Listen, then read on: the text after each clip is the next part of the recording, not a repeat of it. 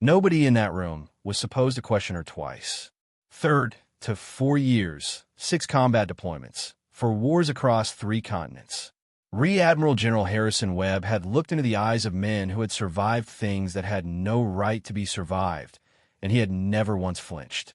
He had walked the hallways of the most classified operation centers in the Western Hemisphere without slowing his step.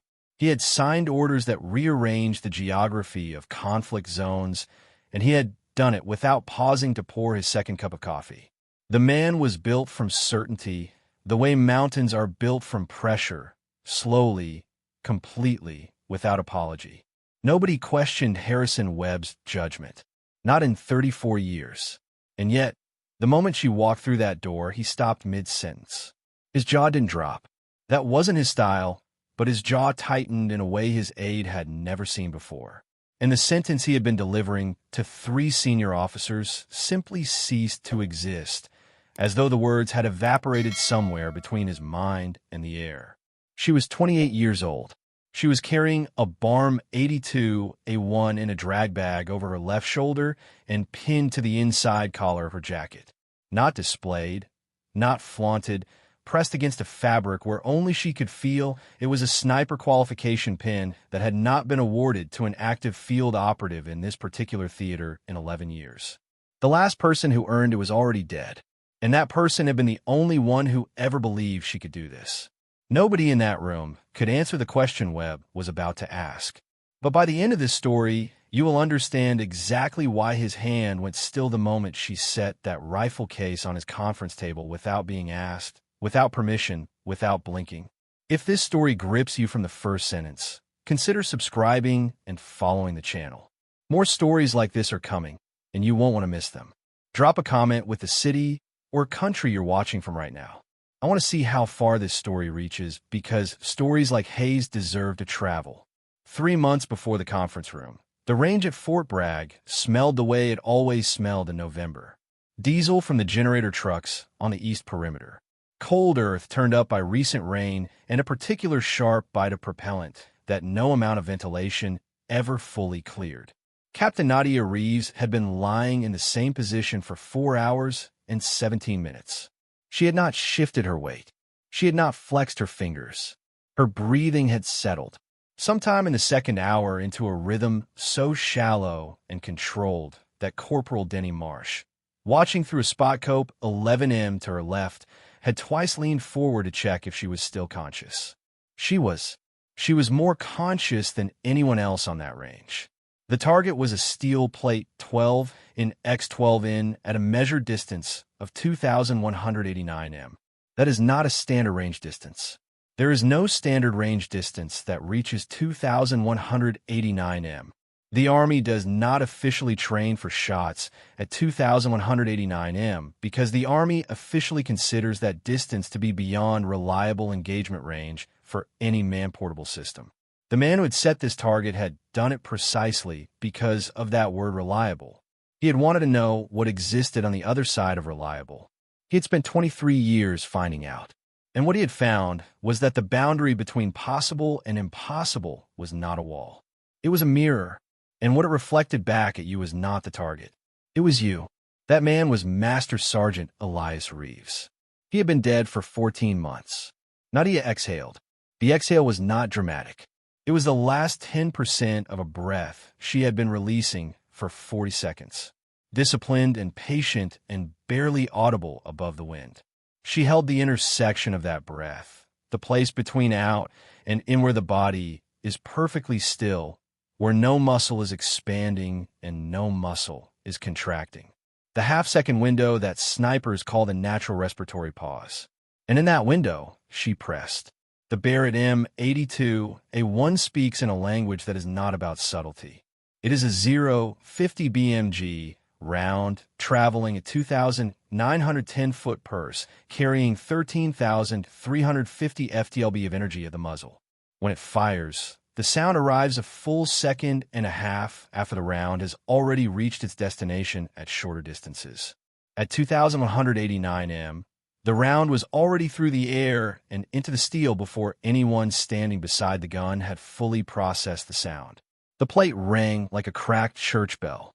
It rang once. It did not move from its post because the post was embedded in concrete, but the sound it made was the sound of something that had not expected to be hit from that distance. Marsh looked up from his scope. He looked at the target. He looked back at her. He opened his mouth and then closed it. She was already cycling the bolt again. She said that was all. The second shot arrived at the same point on the plate. 3.44 centimeters from the first strike, at 2,189 m in a crosswind, she had calculated by watching the Mirage heat shimmer off the ground at 4 separate range markers and integrating that data without a ballistic calculator, because a ballistic calculator was in her bag and she had not reached for it once. Marsh finally spoke. Betsy started. He stopped. He tried again. "Chief, that's not a thing that people do." "Elias did it," she said. Her voice was quiet, not modest, just factual, the way a mechanic states talk specs. She reached inside her jacket, not for anything dramatic. She did it the way people reach for things they have reached for 1,000 times, automatically, without looking. Her fingers found the edge of a small notebook, cloth-bound, the cover soft with ease of handling, and she pressed her thumb against its spine for exactly 1 second before releasing it and sitting up from the firing position. The notebook had belonged to Elias Reeves. He had carried it in the same jacket pocket through 6 deployments, 2 sniper causes, and 1 operation that had divided the entire special operations community into 2 camps. Those who said he was wrong and those who understood. Nadia had been 17 years old when that operation happened. She had been sitting across a kitchen table from a man who had just returned from something he was not allowed to describe, watching him write something in that notebook by the light above the stove. And the expression on his face was not guilt and was not victory. It was the expression of someone who had chosen the harder truth and was still choosing it every day with the full weight of knowing what it had cost him. The note he wrote that night was still in the notebook. She had not read it the night he wrote it. She had not been meant to, but she had read it since many times. And the line that lived at the center of it, written in his cramped, deliberate hand, was this: "The scope shows you what is. The stillness shows you what matters." She had never heard him explain it. He had died before she understood it fully. But she carried it the way soldiers carry the things that cost the most. Not displayed, but present. Not forgotten, not performed. Simply there, Sergeant Major Dennis Holloway appeared at the firing line 8 minutes later, and the expression on his face was the first version of what Nadia Reeves would spend the next 3 months watching shift and change, and eventually break open in men who had spent decades being certain about things that turn out to be less permanent than they believed. Olai was 61 years old, had completed the Q course at Fort Bragg before Nadia had been born, and had the particular bearing of a man who had made peace with the limits of human performance because he had spent a lifetime mapping those limits. He looked at the target downrange through his own scope. He looked at it for a long time. "Who set this range at 2,200 m?" he asked. 2,189, Nadia said. Olai turned. He was not a man given to overt expressions, but something moved behind his eyes. Not quite respect, not quite disbelief. Something between them that had not yet resolved into a single thing. "I said it myself," she added. "This morning, and you hit it twice." 3 times, Marsh offered from behind his spotting scope. The third one I didn't call out loud because I thought I'd misread. Olai looked at her for a full 4 seconds. 4 seconds is a long time to look at someone without speaking. "Where did you learn that hold?" he asked finally, not accusatory, genuinely needing to know. "Master Sergeant Reeves," she said. The silence that followed that name was a different kind of silence from the one after the shots. It had texture to it. Wait, Elias Reeves had been gone for 14 months. But the echo of what he had done his last operation, and more pointedly, the echo of the controversy it had generated, was still present in every room where his name was spoken. He had made a choice, a sniper's choice, and in making it, he had either saved a life or wasted a mission, depending entirely on which side of the argument you were standing. The inquiry had been closed without conclusion. His record remained formally unmarked, but the mark was there anyway in the way people said his name, carefully, like something that might still be warm. Olai said nothing more. He simply walked back down the range, toward the operations building, but he walked differently than he had arrived. Not slowly, but with the particular deliberateness of a man mentally revising something he had thought was already finished. That evening, Nadia received a message routed through secure channels. 17 words, no sender identification that meant anything in standard terms. The routing code, however, meant everything. It belonged to an office within the Joint Special Operations Command that did not formally appear on any organizational chart she had access to. And the message said, report to Building 14 Alpha Fort Bra, 500 hours. Bring the rifle. She read it once. Then she folded the message, placed it inside the notebook next to the page where Elias's handwriting sat in its quiet permanent authority, and she set her alarm for 0340. She did not sleep well, not because she was afraid, because she recognized with the particular precision of someone trained to read terrain at a distance that the ground ahead of her had changed. Something was in motion, something large, and whatever it was, it had her name attached to it. Building 14 Alpha did not look like a place where the future was decided. It looked like a storage facility that the base maintenance crew had not gotten around to repainting since the previous decade. The fluorescent light in the entry hallway buzzed at a frequency that sat just below the threshold of irritation. The coffee on the folding table near the door was cold, and someone had left a styrofoam cup beside the machine with a ring of dried brown residue that suggested it had been sitting there since the previous afternoon. Nadia drank it anyway. Cold coffee was still coffee. There were 4 other people in the room when she arrived. She recognized none of them by face, though she recognized 2 of them by the particular way they stood, with the contained stillness of people who had spent significant portions of their careers in positions where stillness was not a choice, but a survival requirement. One of them was a man in his mid-40s with no visible insignia on his jacket.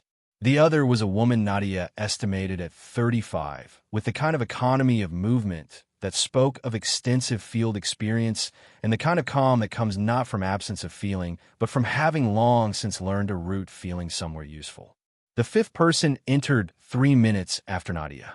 He was lean, silver-haired at the temples, and wore the kind of expression that suggested he had been up since before 0300 and considered this a perfectly ordinary state of affairs.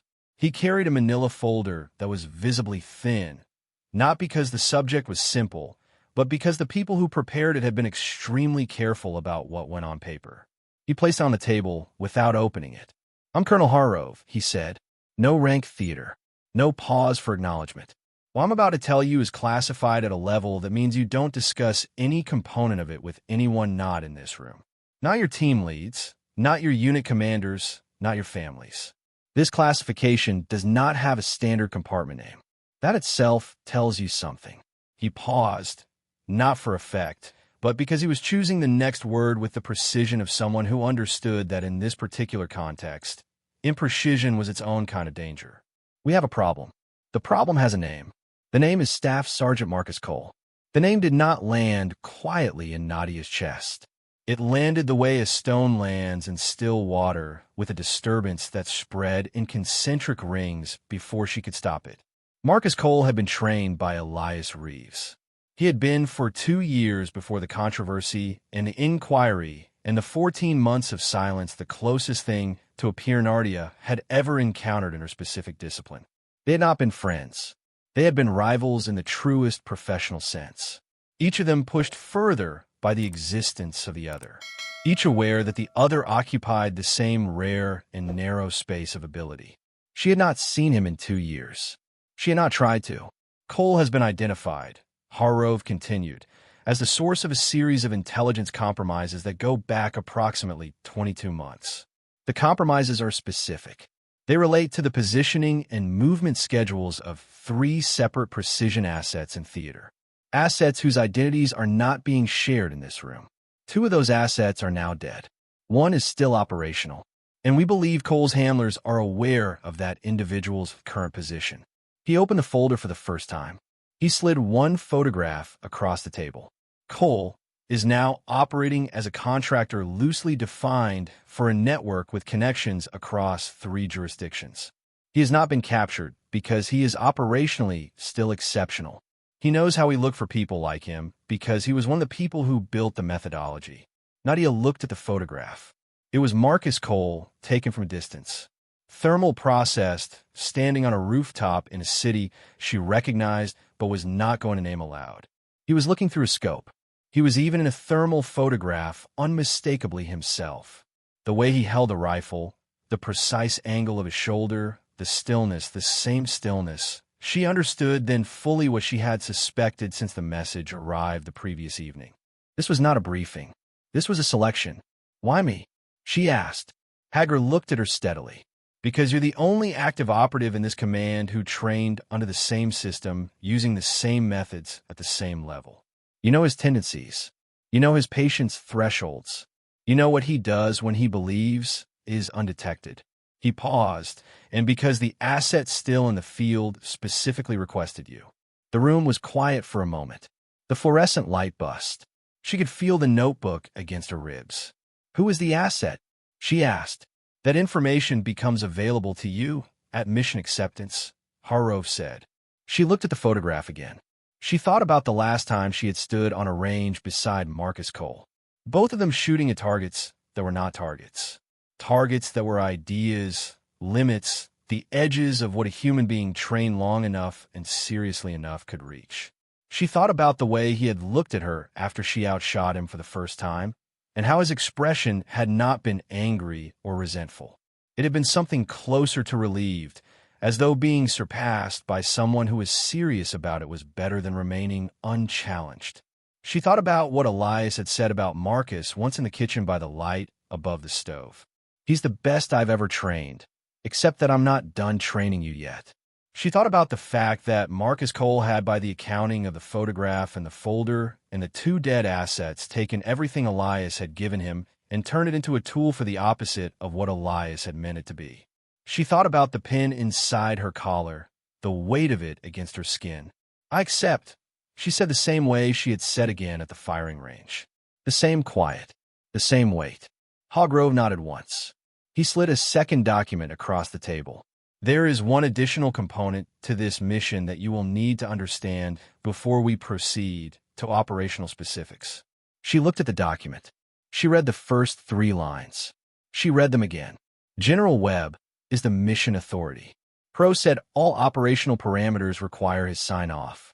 This includes personnel selection. His tone remained level, but something shifted in it. Not quite apology, not quite warning. He has reviewed your file. Here's some questions. She put the document down. Questions about your qualifications for this specific assignment. The light buzzed. The cold coffee tasted of nothing in particular. She understood. Harrison Webb, 34 years, 6 deployments for wars.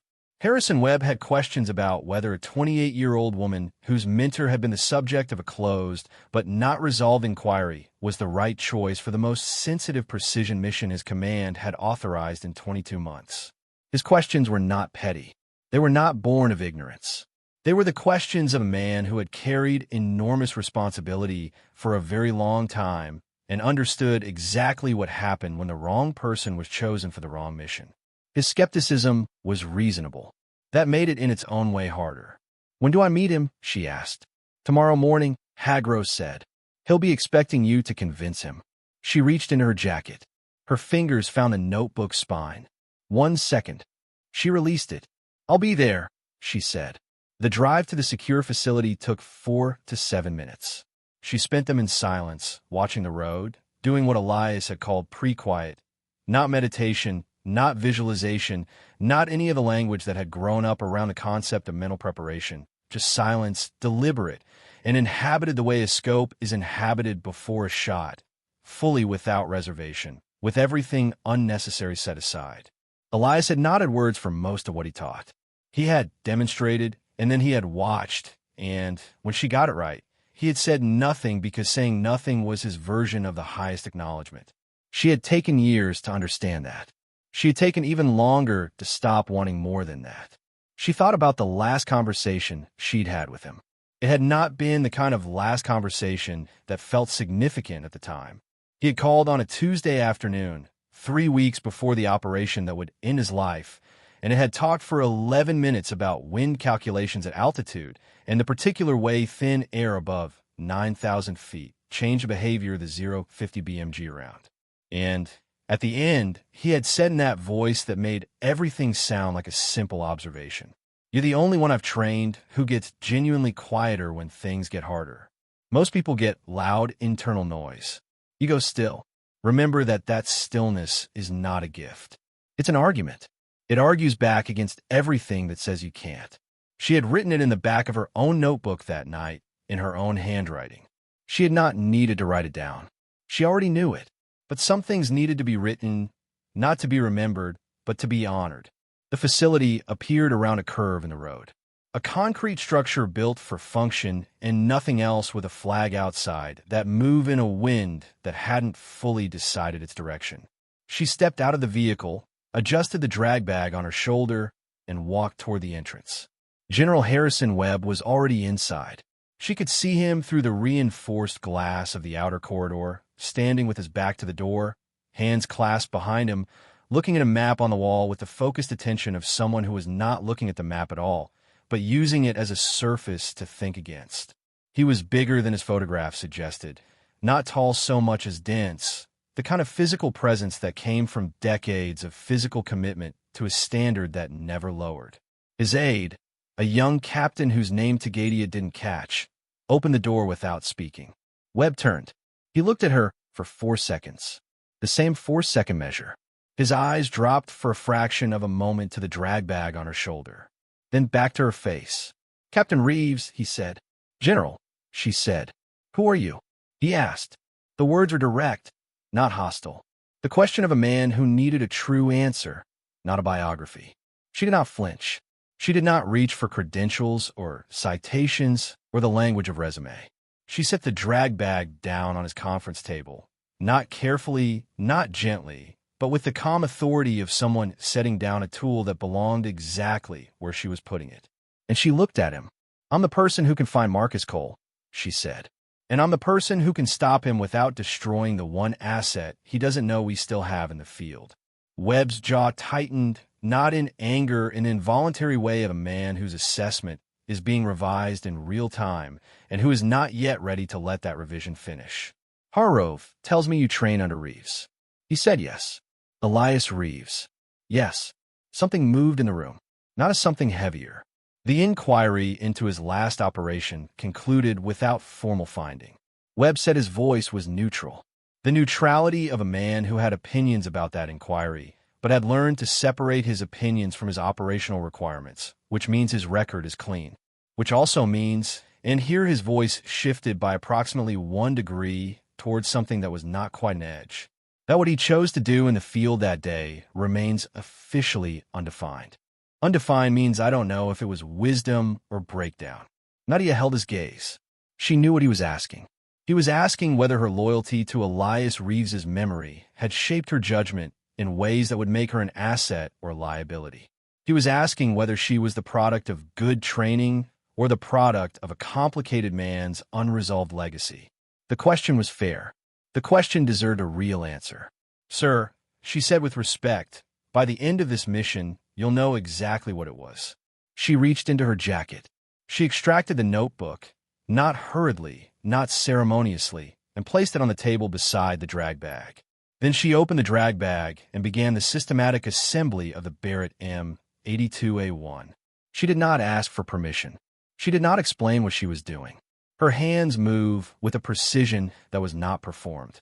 The precision of someone who has done the same thing so many times that the motion has become part of the body's language.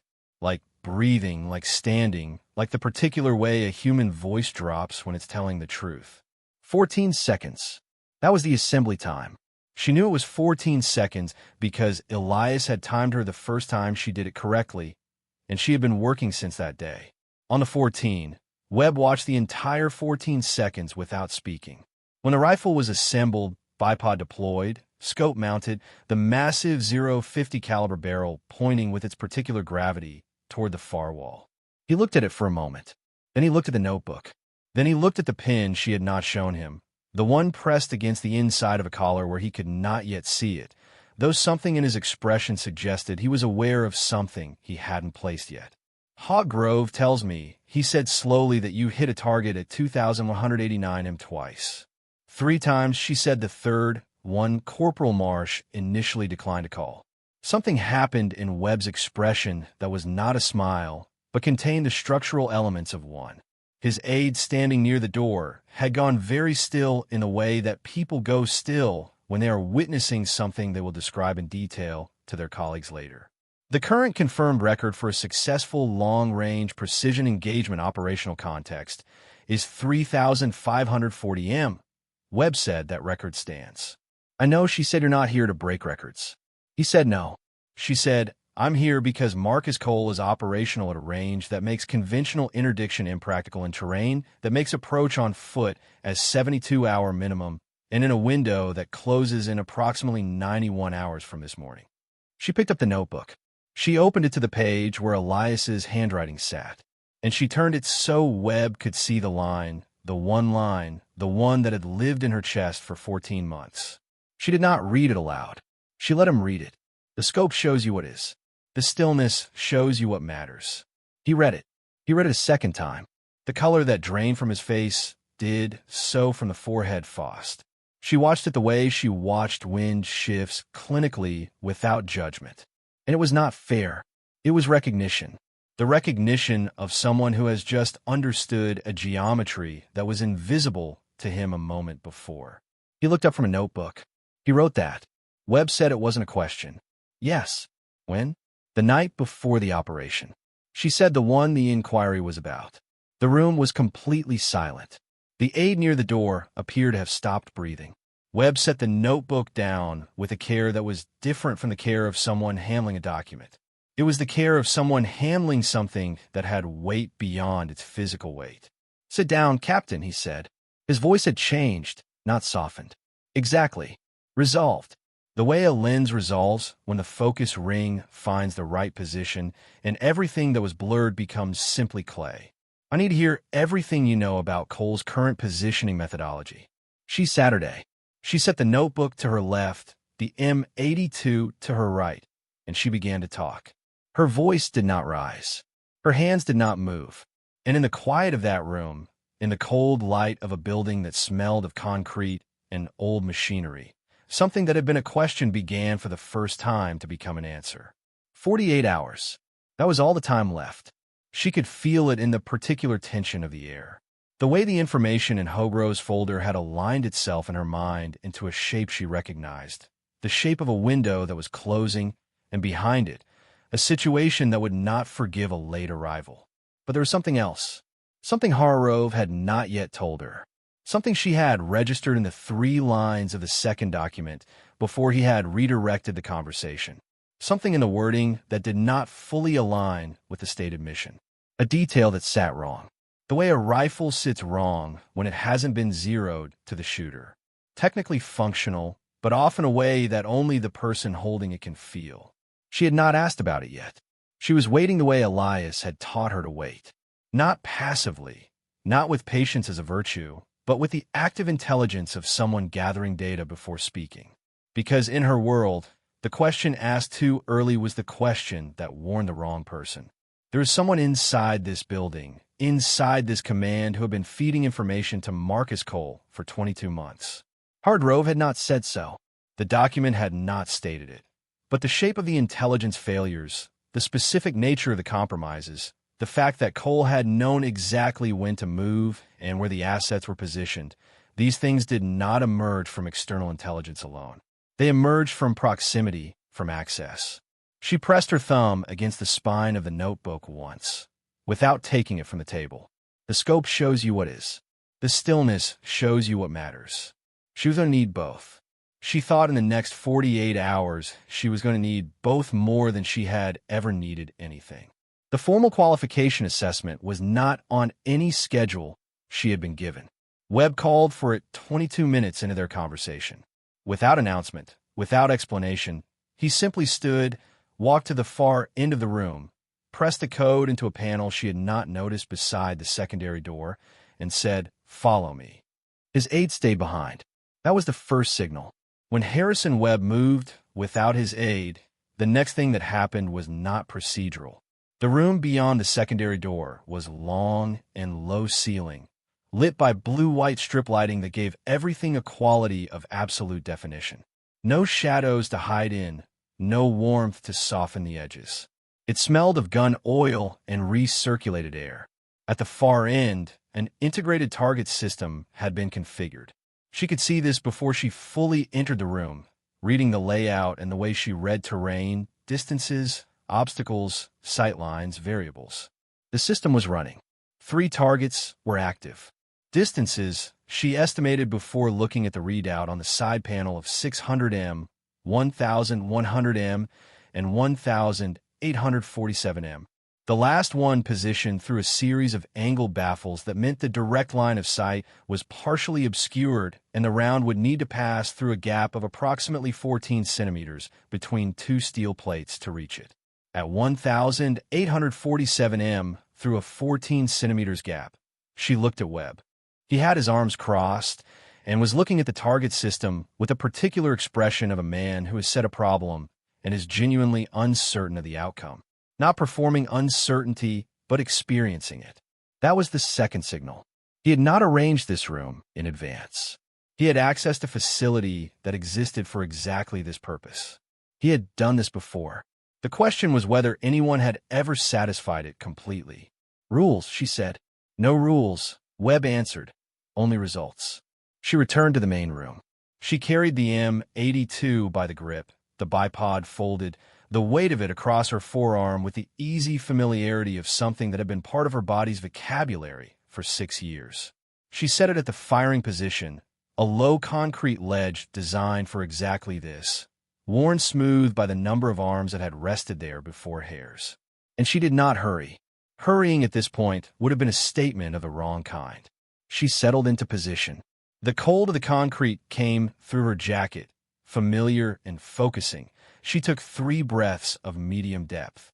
Then she allowed the breath to slow, then slower.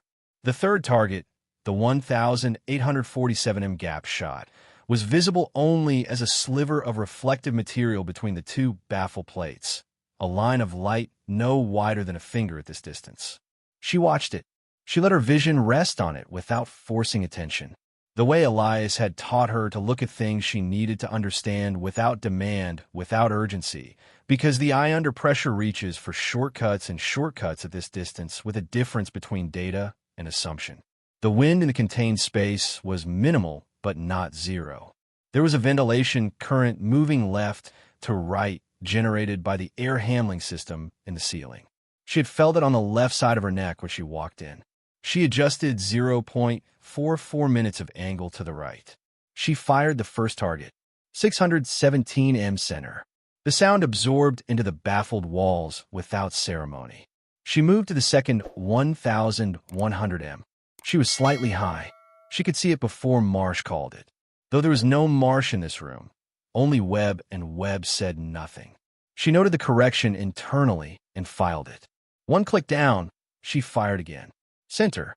She moved to the third target, the gap, the sliver. At 1,847 m through 14 centimeters of clearance, she let herself go completely quiet. Not the external quiet of the room, which was already considerable, but the internal quiet, the one that had no language for it except the language Elias had given her. The stillness shows you what matters. She was not thinking about Webb. She was not thinking about the mission or Marcus Cole or the notebook or the pen against her collar. She was thinking about nothing at all, which is the only thought that has no error in it. She exhaled, found the pores pressed. The sound arrived a fraction behind the result.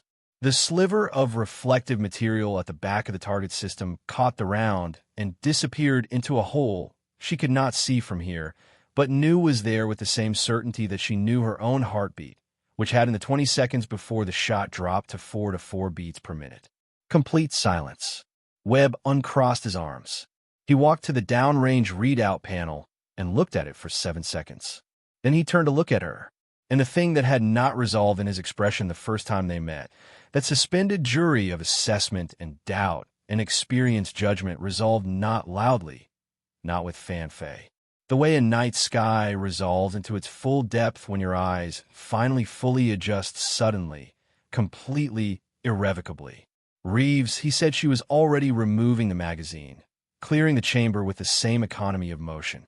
I've seen the system used 41 times, he said. His voice was different now, not warmer. Webb was not a man who became warm, but leveled away his scope levels when the bubble settles. Nobody has cleared all three. Two people have come close. Elias Reeves cleared the first two and called the third wind before he could set up. She looked up. He was never cleared for the range that day. Webb said, I was the officer who denied his access. There was a procedural question about his unit's current standing. I signed the denial. He stopped. His jaw tightened. I've spent 14 months wondering whether the thing he did in that final operation, the choice the inquiry couldn't classify, was because of what I denied him or in spite of it. Nadia held the rifle against her side. She felt the notebook against her ribs. She looked at Webb for a long moment and chose her words with the same precision she applied to everything. He would have made that shot, she said, and it wouldn't have changed the choice he made. The choice had nothing to do with the range. It had to do with what was in the scope. The scope shows you what is. Webb nodded once. He did not elaborate. He did not need to. The mission package is yours, he said. Full authority, full support. I want hourly check-ins until you're in position. Then radio silence is your call. He moved toward the door, then stopped without turning. One more thing. There's a component of this mission that Hogro's briefing did not fully address. I want you to hear it from me directly. He turned the asset still in the field. The one Cole doesn't know we have requested you specifically by name. The asset's name is Lieutenant Carradine. She is 26 years old, and she was Elias Reeves's last direct trainee before you. He let that sit in the air for a moment. She is currently in a position that Cole can reach in approximately 88 hours. You have less time than that. He walked out. Nadia is stewed in the blue-white room, with the rifle and the silence, and a weight in her chest that was not fear and was not grief, but was the particular compound of both that arrives when a passant understands fully and without reservation that what they are about to do is not only a mission. It is a death. It is a continuation. It is in the specific language of what Elias had tried to give her, and Marcus both, and what one of them had honored and one had broken. The thing that he had been trying to say all along in a line written by a stove light on a Tuesday night 14 months before anyone was ready to understand it. She had 88 hours. Realistically, given approach time and position establishment, she had 64. She picked up the notebook. She did not open it. She put it in her jacket, pressed her thumb against its spine, and walked out of the building into a morning that had turned cold and gray and was moving somewhere above the cloud cover toward weather 26 hours before position.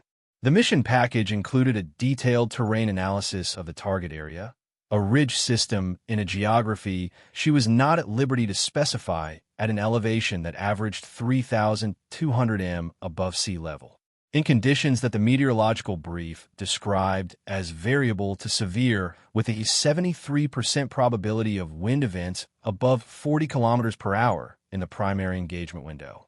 The ridge provided natural concealment for a sniper of Cole's capability, which was precisely why he had chosen it. And it provided a series of natural approach corridors that were on their face the obvious routes for a counter-sniper mission. Cole would have mapped those corridors. He would have watched them. He might have wired them. Nadia took the non-obvious route.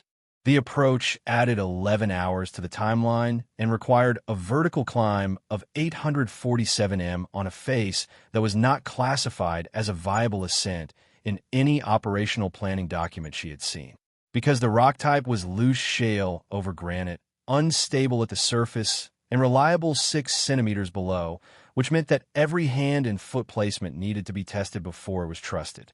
And the testing needed to happen in silence, because sound carried extraordinarily far at altitude when the air was cold and thin and the wind was for the moment still. She climbed through the night. The darkness was complete above the first 400 m, where the terrain blocked any ambient light from the valley below. And she worked by the tactile knowledge of the rock and the orientation she had memorized from the terrain map until it existed in her body rather than her mind. Her hands found the rock the way they found the rifle. Not groping, not hesitating, but inquiring, testing, confirming, moving. The drag bag on her back shifted its weight with every transition, and she compensated without thinking. The same adjustment made so many times that her body had built the counter-ocean into its response before her conscious mind registered the need. At 1,340 m of elevation, she stopped. She pressed herself flat against the rock face and held still for 4 minutes without moving. Not because she needed the rest, though her forearms were burning with a controlled heat of sustained load. And her fingers had gone to a particular focused numbness that was not pain, but was the body's way of conserving sensation. But because something had changed in the sound of the air above her, a pattern, or more precisely, the absence of a pattern. The wind that had been moving across the face of a ridge in a steady low-level current had stopped, not slowed, stopped in Nadia's experience.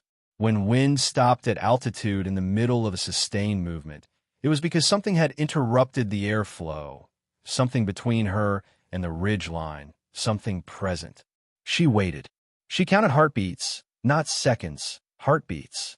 Because at altitude her heart was working harder than at sea level, and the rhythm of it was more reliable than any mechanical count for measuring the kind of time that mattered here. The time between a thing being present and a thing revealing itself. 4 to 7 heartbeats. Then the wind returned, then a sound, barely a sound, more a suggestion of one, from approximately 30 m above and 15 m to her right. A boot on shale. The particular friction slide of a sole on loose material 1/100th of a second in duration instantly recovered. Someone had shifted their weight. Someone who was very, very good at not making noise had made 1/10th of a noise. She identified 3 possibilities. 1. The ridge had a second watcher. Cole had set a forward position. 2. Cole himself had deviated from the route the intelligence package had placed him on. 3. Someone else was on this face, and they were not from Cole's network. She waited 12 more minutes without moving. The cold was not abstract at this altitude.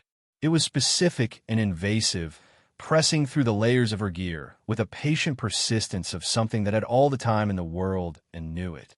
She let it in and then let it become background. The way a distant alarm becomes background when you've been listening past it for long enough. Then the sound came again, and with it barely audible, a controlled exhalation. The kind that a trained person makes when they're managing cold and altitude and effort simultaneously. The kind she recognized not because she had heard it recently, because she had heard it years ago on a range on cold mornings that seemed like a different century now. She made a decision. She brought her mouth close to the rock and spoke in a voice that was technically below a whisper, a directed breath, pushed with enough shape to carry the words 3 meters in still air. If you're here to kill me, you should have done it 4 minutes ago when I stopped moving. Silence. 7 seconds of it. Then from above and to the right, a voice that had the same quality as her own. Controlled, quiet, stripped of everything unnecessary. I'm not here to kill you. Lieutenant Carradine descended the last 6 meters of rock with a precision that confirmed everything Elias had given her. She was smaller than Nadia had pictured. Not slight, but compact, built with the structural economy of someone who had trained for a specific purpose long enough for that purpose to reshape their body. She had a cut above her left eyebrow that was 4 days old, cleaned but not treated, and her eyes had the particular depth of someone who had been operating alone in hostile terrain, past the standard threshold of reasonable endurance. She was in every visible way exactly what Elias Reeves's training produced. And she looked at Nadia with an expression that was not relief. It was something more complicated. The expression of someone who has held a position alone for a very long time and has not been certain whether rescue or confirmation was what they most needed, and has just discovered it might be neither. It might be continuation. He gave you the notebook. Kara said, not a question. She could see the outline of it through Nadia's jacket. He gave me the notebook. Nadia confirmed. Kara looked at it for a moment. Then she looked up. There's something you need to know about the mission package. Something that isn't in it. What wasn't in the mission package was this. For 22 months, the intelligence compromises that had cost 2 assets their lives and placed Carradine in an 88-hour window of exposure had not originated entirely from Marcus Cole's external network.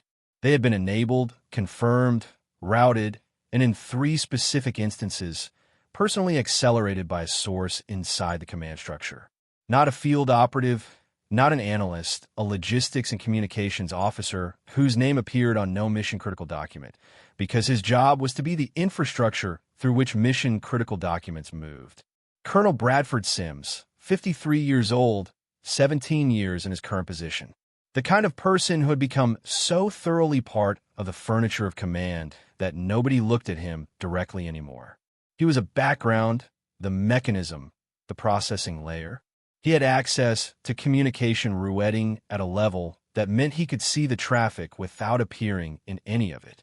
And for 22 months, he had been extracting specific packets of that traffic. Asset positioning, movement schedules, the particular kind of operational detail that could only have come from inside, and passing them through a financial intermediary to a contact network that ultimately paid Marcus Cole's operational expenses. His motivation was not ideology. It was not grievance. It was the most ordinary thing in the world, and therefore the most difficult to detect. Money, a series of personal financial reversals that had begun with an investment and ended with a debt that exceeded his means, and a contact who appeared at the precise moment such contacts always appear. When the alternative to saying yes seems worse than the alternative to saying no, and the moral accounting gets done in a hurry, in private, without the benefit of the conversation you would have had with your better self if you'd had the time. He had one moment of near humanity in the accounting that Kara laid out for Nadia on that rock face in the darkness, where he had almost pulled back. One of the assets he had compromised had a family. He had seen the family photograph in a personnel file, not deliberately. It had been a document he was rooting, and for 3 days he had not sent the packet he was supposed to send. For 3 days he had been, in the most technical sense, not doing the thing.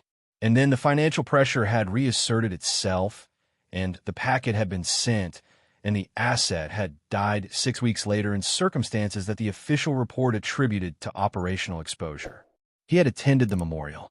It stood in the back. Nadia listened to all of it without interrupting. The cold was still there. Her forearm still carried the heat of the climb. She absorbed the information the way she absorbed wind data, not emotionally, but structurally integrating it into a picture of the mission that was now fully and for the first time complete. Then she asked the one question she had been holding since she first read those 3 lines in her Rose document. How long have you known it was Sims? Kara met her eyes. Long enough, she said, since the second compromise.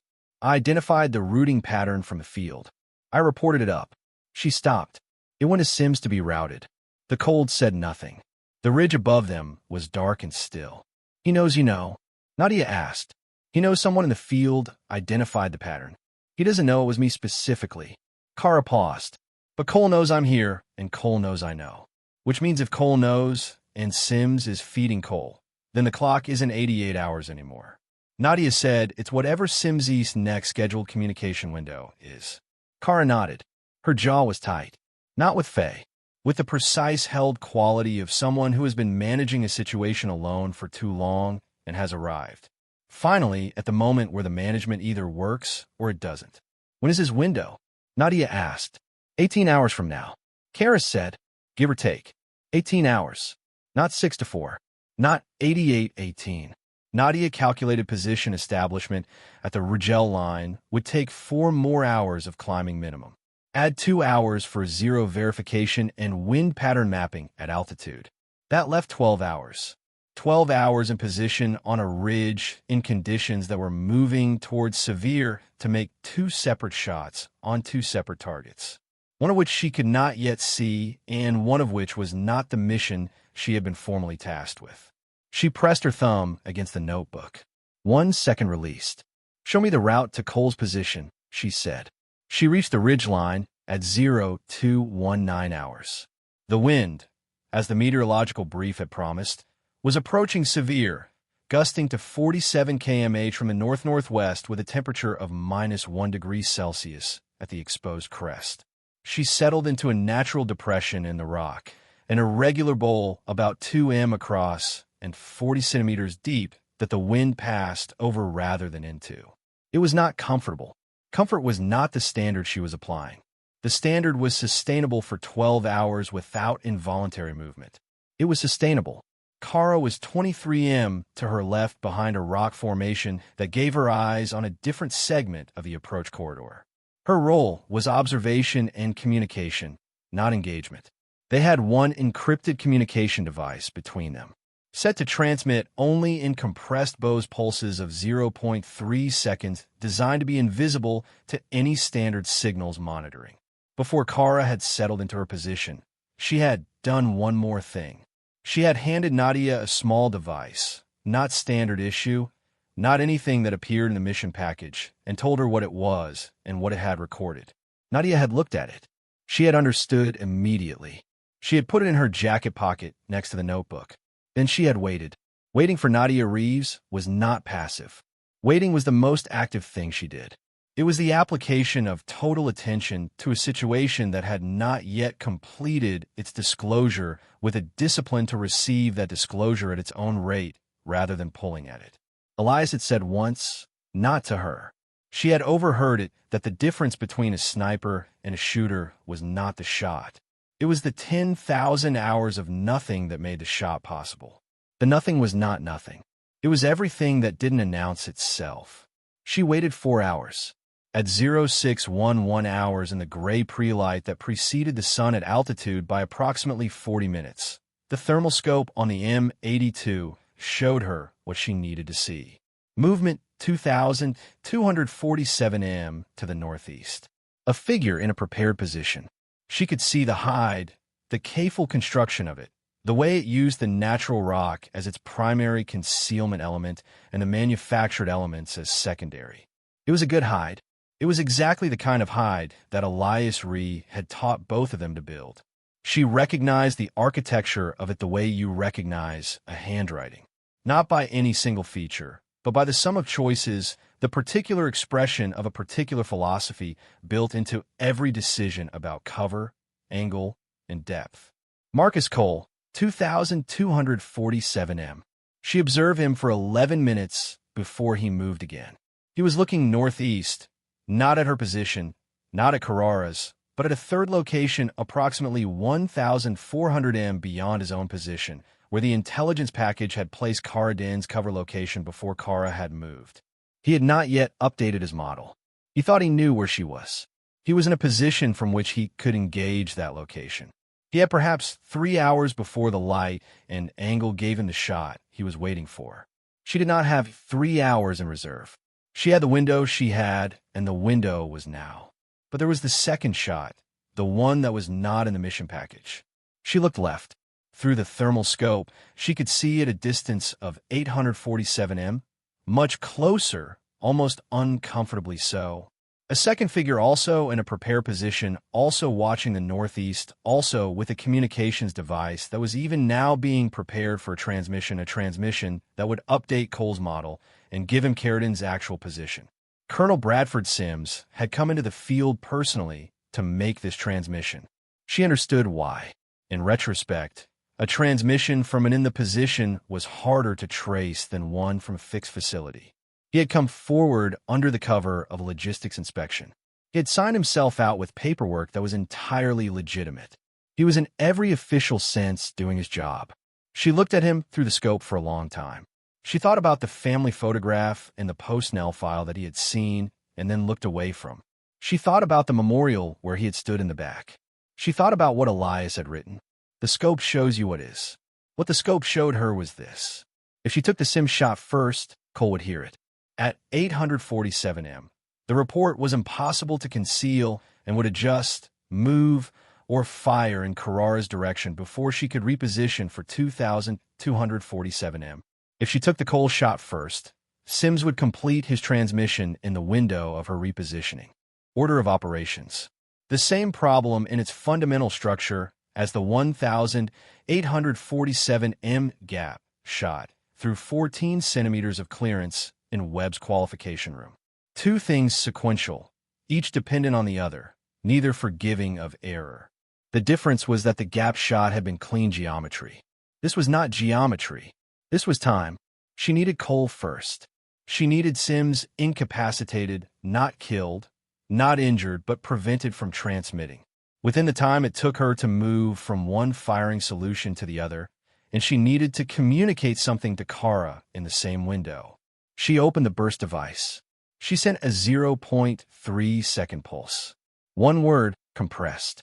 Kara would understand it. They had talked through the contingencies on the rock face at 0219. Then she settled back into position. She went to the stillness, the complete stillness, the one that was not a performance and not a technique, but the sum of everything she had ever been taught and everything she had ever earned in the 14 months of carrying a notebook that she had not yet earned the right to fully understand, but was at this moment beginning to 2,247 m, wind 47 kilometers per hour, gusting temperature -11, target in a prepared hide, stationary attention fixed northeast, round 50 BMG 660 grain projectile. Muzzle velocity 2,910 foot-pers, calculated drift 3.4 m. Left correction. Elevation 8.7 minutes of angle up. Time of flight to target approximately 2.3 seconds. She had calculated all of this before lying down. She was not calculating now. Calculation was over. There was only the breath and the pause and the thing that existed in the pause. She fired. The round crossed 2,247 m in 2.3 seconds. She was moving before the impact registered. She did not wait to confirm. She knew, in the same way she had known about the third shot at Fort Bragg. Not arrogance, not assumption, but the completed certainty of someone who has lived in this specific reality long enough to know the difference between hope and knowledge. 8 seconds. She moved 31 m along the ridgeline. Low, fast, silent. The wind covered what sound or movement made. The new position had a direct line on Sims at 847 m. He was reaching for his communications device. He had heard something, the wind maybe, or the subsonic edge of the report, and his head was turning, searching. She did not take the shot. She took out the device Kara had given her. She pressed the single button on its face and from the small speaker in Colonel Bradford Sims's communications device, the one he was holding in his hand at this very moment, the one he used to route transmissions that appeared as legitimate signal traffic, a voice emerged, his own voice recorded 3 weeks prior. In a conversation he had believed was private in a room he had swept for surveillance and found clean because a device recording him had been built into a component that no standard suite detected. His own voice speaking the specific rouetting codes, the specific packet identifiers, the specific financial account numbers, and the specific name of the contact network. His own voice in the particular tone of a man who has normalized something that has no normal. Speaking the details of 22 months of betrayal with the mundane efficiency of a man who has long since stopped needing to think about what he is doing. The transmission was broadcasting on an open command frequency, not to Sims only, to every communications device in the operational network, to the command center, to Webb's operations room. Sims stood completely still. His hand with the communications device dropped to his side. The color left his face from the forehead first. He looked in the direction of the sound, not at her. He couldn't see her. With the expression of a man who has just understood that the geometry of a situation has been irreversibly and completely changed, and that the change was accomplished not with a weapon, but with his own words, returned to him in the one context he had never prepared for, the truth in public. He sat down on the rock, not because he had been told to, because his legs made the decision before his mind did. Carradin's voice came through the Bose device. Compressed and clean. Cool down. Asset secure. Clean exit viable. Nadia lay with the M82 on the rock of the ridge line and looked at the sky, which was lightening at its far eastern edge from black to the particular gray-blue that precedes color by 20 minutes at altitude. The wind was still moving at 47 kilometers an hour. It was cold. She was cold. Her hands were steady. They had not shaken. They had not shaken for the entire 12 hours on that ridge. And they would not shake now, because the stillness was not a technique she deployed and then put away. It was, as Elias had tried to tell her for years, the thing she was made of. The argument she made quietly against everything that said this was impossible. She pressed her thumb against the notebook in her jacket. She held it there for longer than 1 second. She held it there until the gray-blue became gray and the gray began to carry somewhere in its furthest edge the first suggestion of light. For months later, the range at Fort Bragg smelled the same way it always smelled: diesel and cold earth and the sharp residue of propellant that no amount of ventilation fully cleared. The target was at 300 m, only 300. But the 8 students lying in the prone position behind their rifles were, most of them, finding 300 m sufficiently instructive because Nadia Ari had set a standard for the exercise that had nothing to do with distance. The standard was time. Time and position before the shot. Time as measure of patience. Time is the argument against the urgency that the body manufactures when it is uncertain. She walked the line, slowly watching hands, watching shoulders, watching the particular way each person held the space between intention and action. She had been teaching for 6 weeks. She had not expected to find it meaningful. She had found it more meaningful than almost anything that had come before. Because teaching was the act of returning, of taking everything that had been given to you and discovering in the act of giving it away that it had not diminished. It had multiplied. "Why do we wait?" asked one of the students, a young man, 22, with a focused expression of someone who was very good and knew it and was still young enough to let that knowledge create impatience. He was looking at the 300 m target with the contained energy of a runner at a starting line. At this range, any one of us could make this shot in the first 30 seconds. "Why do we wait 4 hours?" Nadia stopped walking. She stood behind him for a moment, looking at the target over his shoulder. Then she crouched down so that she was at his level. Her voice at the quiet register she used when she was saying something she meant. "What do you think the shot is for?" she asked. He considered this. He was not a stupid student. He was the best student she had. Elimination of the target. He said no. She said that's what the round is for. The shot is for something else. She stood. She looked at the line. 8 students waiting the way they had been told to wait. Some of them doing it authentically and some of them performing it. And she could tell the difference in the exact way she had always been able to tell the difference, by the stillness. The authentic stillness had no surface. The performed stillness had a surface that you could feel, the way you can feel when a person is holding their breath rather than breathing. "Master Sergeant Elias Reeves," she said, and the name landed in the cold air of the range, the way names land when they carry weight that has not yet been fully distributed by time, with presence, with specificity, with a quality of something that is still happening. He wrote something that I have been carrying for 14 months without fully understanding. I understood it on a Rigeline in conditions that I'm not at liberty to describe in the last 2 seconds before I fired a shot that could not fail. She paused. She reached into her jacket. She took out the notebook. She did not open it.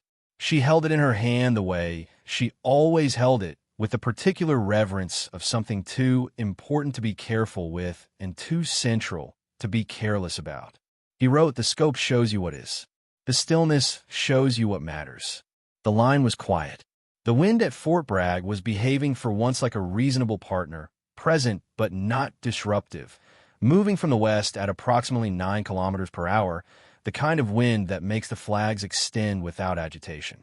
The young student spoke again, without tanning his head from the target. "What does it mean?" Nadia looked at the back of his head. She thought about a kitchen with a light above the stove. She thought about a rock face in the dark and a woman descending 6 m with the efficiency of someone who had been taught the same thing she had been taught and had chosen to honor them. She thought about Harrison Webb standing in a blue-white room looking at a target system readout for 7 seconds before turning with a face that had finally resolved. She thought about Bradford Sim sitting down on a rock, not because anyone told him to, but because the truth delivered in his own voice had the weight of something that he had never allowed himself to carry standing up. She thought about the pin inside her collar. Elias's pin, the one he had owned and then given away, not ceremonially, but practically, pressed into her hand on a Tuesday morning with no explanation.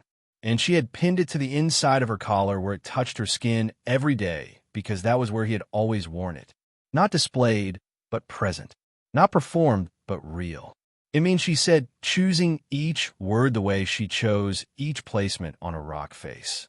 Tested, confirmed, trusted that what you see through the scope is only ever part of the picture. The scope gives you data, distance, wind, target position, what you know. But there is always something the scope can't show you. Something that is not in the data. Something that determines when the data give you two possible answers. Which one is true? And the only instrument that can read that, the only thing that can tell the difference between what is real and what is just visible is the stillness. Not the quiet of the range, the quiet inside you. The one that is still there when everything else is loud. The young student was silent for a long time. Then he put his eye back to the scope. She watched him. She watched his shoulders. She watched the breath slow. She watched the stillness begin. Not perform this time. Something different. Something that had in the previous 30 seconds become real. She walked to the end of the line. She crouched into position behind a rifle that had been placed there for her. Not the M82. Not today. A different rifle. A standard training configuration. 308 caliber. Nothing remarkable. She lay in the prone position and looked down the range at the 300M target and let the world go quiet around her in the way it had always gone quiet. Not because she made it quiet, but because quiet was what she was made of. She did not need a fire to prove anything. She had not needed to prove anything for 4 months. The shot was not for proof. It was for the thing the shot had always been for. The thing that lived on the other side of the stillness where the data ran out and the truth began. She heard very faintly the sound of Kara Den's footsteps on the gravel path at the edge of the range. Kara was arriving late to the session. She had been at a debriefing in Building 14 Alpha that had run over, and she moved with the contained efficiency of someone who was always slightly behind the schedule that other people set and never behind the one that mattered. She would take the empty position at the end of the line, and she would not say anything about being late, and Nadia would not say anything about it either, because some understandings did not require language, only presence. Nadia looked through the scope at the 300M target. At this distance, the target was almost laughably clear. Every marking sharp, every line defined. No ambiguity, no decision required. She could have made this shot at 17. She could have made it in her sleep, but she lay there anyway in the cold smell of diesel and earth and propellant with her hand still on the stock and her breath slowing to the place where the body ran out of words for what it was doing. And she spoke very quietly, not to the students, not to Kara, not to the range or the gray sky or the wind from the west. "I think I understand now," she said. Her voice was barely above her breath. "I think I finally understand what you meant." She exhaled.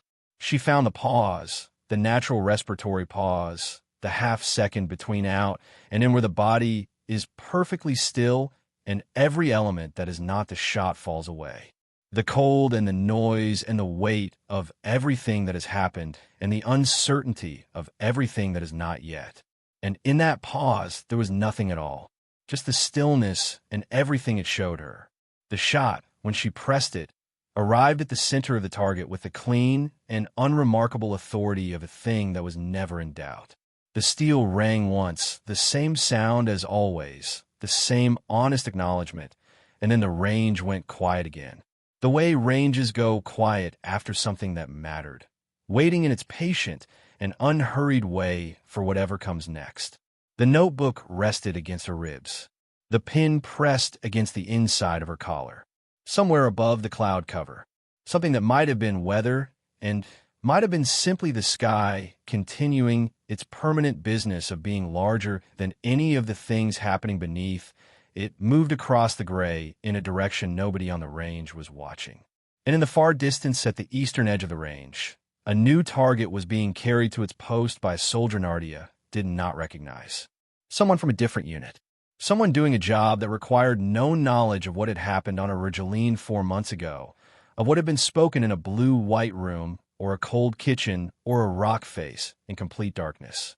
The target was being said at a distance she could not yet read from here, a distance that would require. When the time came, everything she had, she waited. The letter arrived on the 14th day of the 5th month. It came through channels that should not have existed, routed through 3 separate communications relays, each one a dead end by normal intelligence tracing standards. The kind of rouetting architecture that only a person who had spent years inside the system would know how to use from the outside. The envelope contained no return address. The handwriting on the exterior was block printed, deliberate. The letters formed with the same controlled precision that characterized everything Marcus Cole had ever done. Nadia's name was spelled correctly. That, too, was deliberate. She did not open it immediately. She carried it for 2 hours through a morning training session, through a debrief, through a meal she ate without tasting before she sat alone in the small equipment room at the back of Building 14 Alfred, and opened it in the same unhurried, considered way that she did everything. The room smelled of cleaning solution and the particular dry plastic of stored gear bags. A single overhead light, no windows. The fluorescent hum of it was different from the one in the main corridor, a tone higher, slightly steadier. The letter was 1 page, handwritten in the same block printing as the exterior. It had no greeting. It began directly in the way that people begin things when they have been thinking for a long time about exactly where to start and have finally decided that the beginning is the only honest place. I trained the same way you did. I learned the same things from the same man. I know the notebook. I know what's in it. I know the line he wrote. I've been trying to decide for 22 months whether it meant that I was wrong. I have arrived to the conclusion that I was not wrong about what the system owed me. I was wrong about what that entitled me to do about it. Those are different. I needed them to be the same. They were not. You understanding that difference before I did is not the reason you won. But it is the reason I am writing this. He was right about you. He told me once on a range that you were the argument he had been trying to make his whole career. I told him I didn't understand. He said you will eventually. He meant this. He meant exactly this. I don't ask for anything. I have no currency left to ask with. I want you to know that what you did on the ridge was the cleanest piece of work I have ever seen from any operator in any context. I was in the scope for 11 of the 14 seconds before impact. I did not detect your position. I did not detect your breathing. I detected nothing. You were not there. And then the round arrived, and that was the sum total of your presence. You would have been satisfied with that. The notebook belongs with you. Keep it, MC. She read it once. She folded it along its original crease. She placed it inside the notebook at the back behind the last page of Elias's writing in the space where the cloth binding met the final end paper. And she closed the notebook and held it in both hands for a moment. Not with grief, not with a complex satisfaction of vindication, with something that had no clean name. The particular compound of loss and continuation that arrives when the last account of something you did not know was open finally closes, and you realize that the closing of it does not mean the ending. It means the thing can now move forward without the weight of its own incompleteness. She put the notebook back in her jacket. She sat in the equipment room for 4 more minutes, listening to the fluorescent hum, letting the letter find its place in the larger architecture of everything that had happened. Then she stewed, adjusted her jacket, and walked back out into the hallway, which smelled of coffee that someone had recently made and was now getting cold in its pot. The way coffee always did in buildings, where the people who made it were too busy with other things to drink it before it changed. 6 weeks after the letter, Harrison Webb came to the range. He did not announce it. He arrived the way he arrived everywhere, with the self-contained momentum of someone whose schedule made no allowances for inefficiency and whose presence in any location was its own announcement. His aide was with him. 2 additional officers she did not recognize. He was not in uniform. He wore the kind of jacket that field personnel wore when they were in the field by choice rather than by assignment, which itself said something about the nature of this visit. The students were mid-session. The target was at 800 M today, a step from the 300 of 6 weeks ago. Because Nadia's progression system did not advance on the basis of calendar time, but on the basis of demonstrated stillness, and 3 of her 8 students had demonstrated enough stillness to justify the increase. The other 5 were still at 300. She had not apologized for this distinction. She had explained at once the distance does not change what the shot requires. It only changes whether the error shows up. Webb stood at the edge of the range for 11 minutes before she walked over to him. She did not hurry. He was watching the students, not her, with the focused attention of someone evaluating something he had been wanting to evaluate. 2 of them have it, he said. When she reached him, he did not specify which 2. He did not need to. 3, she said. He looked at the line again. He found the third. He nodded once. The small, resolved nod of a man who has recalibrated a detail. The inquiry, he said. He stopped. He gathered the next words with the particular care of a man who had given a great deal of thought to how to say something and had still not arrived at a version he considered adequate. The formal inquiry into Master Sergeant Reeves's final operation has been concluded. Full conclusion. The finding is in the affirmative for every decision he made in the field that day. He paused. It took 14 months and a mission that I cannot discuss in unclassified language to generate enough institutional clarity to reach a conclusion that his jaw tightened. That should have taken 72 hours. That delay was a failure of this command. I have said so in writing to the people who need to hear it in writing. Nadia looked at the range. The wind was moving from the southwest at approximately 12 kilometers per hour, which was favorable. One of her students, the young man who had asked, "Why do we wait?" was lying in a stillness that had over the past 6 weeks changed in quality from the performed kind to the real kind. She had watched it happen gradually, the way most real changes happened, not in a single day, but in the accumulation of days, each one adding something too small to measure until the sum became undeniable. "You would have said it didn't matter," she said. "Yes," Webb said he would have. "That doesn't mean it's true." She considered that it was, she thought, the wisest thing Webb had said in the entire span of their acquaintance. The gap between what a person would have accepted and what was right was not closed by the person's acceptance.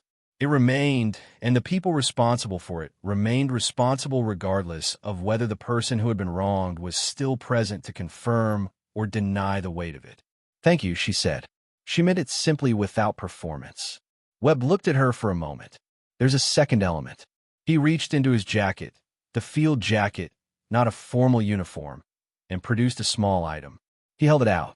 She looked at it before taking it. A metal pinned silver bright with a design of a crossed rifle over a cartridge. The formal sniper qualification badge of the command. Not a copy, not a replacement. The original retrieved from the inventory of effects after Elias Reeves's death and held without explanation or assignment in an administrative file for 14 months. His name was engraved on the reverse in letters small enough that she had to tilt it toward the light to read them, and she did not need to tilt it because she already knew what it said. She was holding 2 pins, now as in her hand as against her collar. She closed her fingers around the one in her hand. She looked at the range. Then she looked at the students and at Carradine, who had arrived that morning not late for the first time since the debriefings had ended and was lying in the prone position at the far end of the line with the contained self-sufficiency of someone who has been through something that cannot be described to people who weren't there and who has decided to translate it into the only language that transfers reliably. Precision, patience, and the particular silence that follows both. "One more thing," Webb said. He was looking at the range, not at her. "I owe you an answer to the question I asked when you walked through that door. You remember it?" She remembered it. "Who are you?" He said, not a question this time. A statement. The statement of a man who has arrived through a route that was longer and more difficult than it should have been. At an answer that now seems so clear, he was almost reluctant to say it aloud. The way people are reluctant to say obvious things because the obviousness feels like an accusation of the blindness that preceded it. "I know who you are now," he said. "I knew it by the 14th second of the qualification room. I should have known it before you ever walked through the door. The file alone," he stopped. He almost smiled. "Almost. Next time someone hands me a file with Elias Reeves's name in it, I will read it differently." He turned and walked back the way he had come, his aide falling in his step beside him, the 2 additional officers following at the distance that seniority commands. She watched him go. The jacket he wore was the kind that had been field-washed many times, the colors slightly faded at the shoulders, the seams reinforced. He had not worn it for theater. He had worn it because it was the jacket he wore when something mattered. She turned back to the range.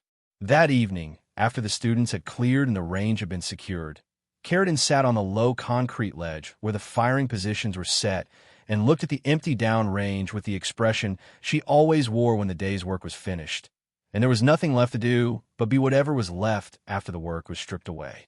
Nadia sat beside her. The diesel and propellant smell had settled into the cold of the evening air and become simply part of the way the range smelled at this hour. Inseparable from it. Familiar, not unpleasant.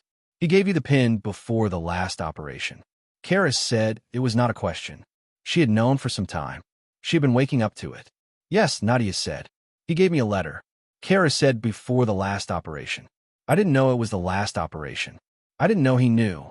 She looked at her hands. The letter said she stopped. She started again, choosing the version that was complete enough to be honest without being more than she was ready to give away.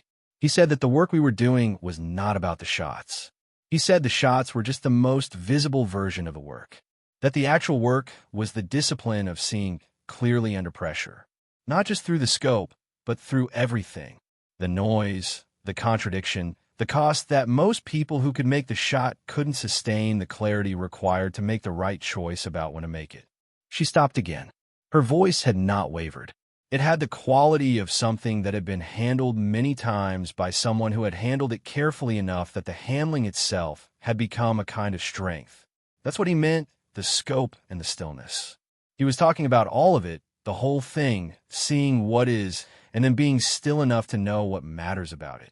Nadia looked at the 800-meter target, still just visible in the failing light as a dark shape against a dark background.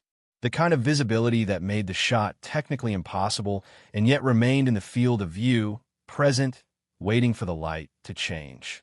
He was right, she said. He usually was, Kara said. He was also wrong about enough things to make the right things feel earned rather than given. A pause. That's the part one thing he wanted us to figure out ourselves. The range was quiet.